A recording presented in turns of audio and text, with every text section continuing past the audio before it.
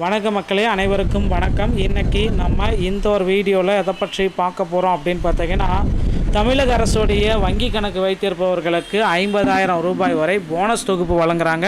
So யாருக்கு இந்த bonus தொகுப்பு வழங்குகிறோம், யாரெல்லாம் இந்த இபிஎஃப் ராயல்ட்டியில் மிகப்பெரிய அமௌண்ட்டை இந்த டைம் பெற போகிறாங்க, ஸோ யாருக்கெல்லாம் இந்த 50,000 ரூபாய் போனஸ் கிடைக்கும், நீங்கள் என்ன செய்யணும், அதை பற்றின ஒரு முழுமையான தகவலை நான் இப்பொழுது உங்களுக்காக சொல்ல போகிறேன். தகுதி மற்றும் நிபந்தனைகளை பற்றி பார்க்கலாம். இந்த தகவல் தொகுப்பு வருங்கால நிதி வைப்பு அமைப்பின் இபிஎஃப்ஓ புதிய விதிமுறைகள் மற்றும் ஊழியர்களுக்கு கிடைக்கும் பணப்பலன்கள் குறித்து விளக்குகிறது.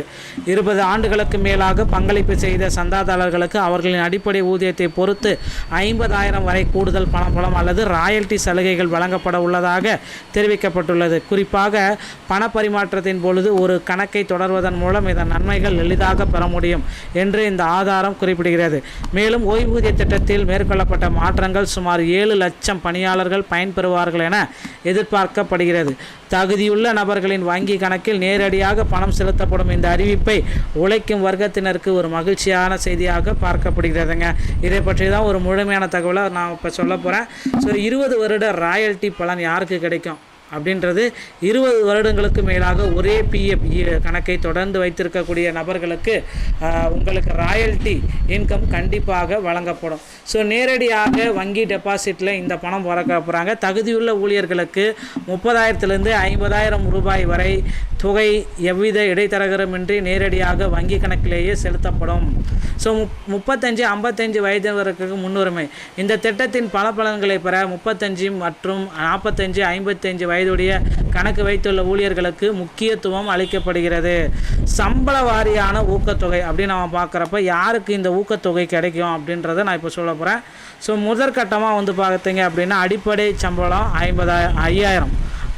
ஸோ அவங்களுடைய பணப்பலன் பார்த்திங்கன்னா 30,000. ஒரு ஊழியரின் அடிப்படை சம்பளம் மாதம் 5,000 வரை இருந்தால் அவர்களுக்கு 30,000 ரூபாய் வரை பணப்பலன் கிடைக்கும். 5,001 முதல் 10,000 வரை அடிப்படை சம்பளம், அவங்க தான் 40,000. இந்த சம்பள வரம்பிற்கு உள்ள ஊழியர்களுக்கு ராயல் தொகையாக 40,000 வரை நேரடியாக வங்கி கணக்கில் செலுத்தப்படும். 10,000 50,000 வரை அடிப்படை ஊதியமாக இருந்தால் 50,000 நேரடி பலன் கிடைக்கும். உயர் அடிப்படை சம்பளம் பெறும் ஊழியர்களுக்கு அதிகபட்சமாக 50,000 வரை இபிஎஃப் மூலம் வழங்கப்படுகிறதுங்க. ஸோ புதிய விதிமுறைகள் மற்றும் பயன்கள் என்ன அப்படின்னு பார்த்தீங்கன்னா, 1995 ஓய்வூதிய சட்ட திருத்தத்தின் மூலமாக 6 மாதங்களுக்கு குறைவான சேவையில் உள்ள ஊழியர்களுக்கு இனி பிஎஃப் பணத்தை விட்ராவல் செய்து கொள்ள அனுமதி வழங்கப்படுகிறதுங்க. ஸோ 7 லட்சம் ஊழியர்கள் இதில் பயன் பெறுவார்கள். புதிய விதிமுறை மாற்றத்தால் நாடு முழுவதும் உள்ள 7 லட்சத்துக்கு அதிகமான இபிஎஸ் உறுப்பினர்கள் நேரடியாக பலன் பெறுவார்கள்.